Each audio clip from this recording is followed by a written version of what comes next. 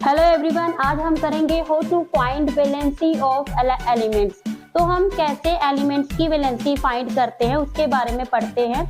तो सबसे पहले वैलेंसी के बारे में पता होना चाहिए। इलेक्ट्रॉन्स दैट आर लॉस्ट और gained by an atom in the bond formation.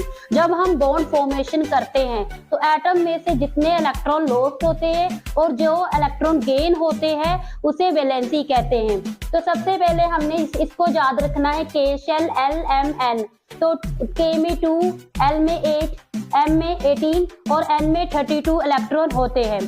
तो उसके बाद जो आउटर मोस्ट शेल में इलेक्ट्रॉन हमने देखने हैं, आउटर मोस्ट शेल में जो इलेक्ट्रॉन 1 2 3 4 होंगे तब उसकी वैलेंसी 1 2 3 4 होगी।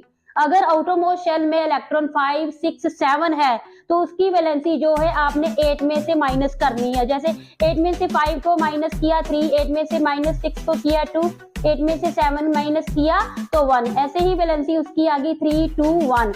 तो जो जिसकी वैलेंसी आउटर मोस्ट शेल में 8 इलेक्ट्रॉन है, जिसमें 8 इलेक्ट्रॉन है उसकी वैलेंसी 0 होती है।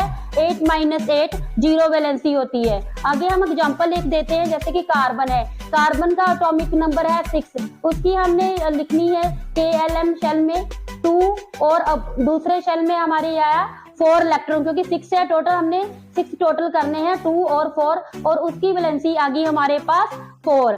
ऐसे ही क्लोरीन है। क्लोरीन एटम का जो एटॉमिक नंबर होता है वो 17 होता है और उसकी जो इलेक्ट्रॉनिक कन्फिग्रेशन हम लिखेंगे 2 8 7 और उसकी वैलेंसी जो निकालेंगे, जो आउटर मोस्ट शेल में इलेक्ट्रॉन है 7 उसको 8 में से माइनस करेंगे, डेट इज 1। तो ऐसे जो क्लोरीन की वैलेंसी है वो 1 आ जाएगी। Thank you very much.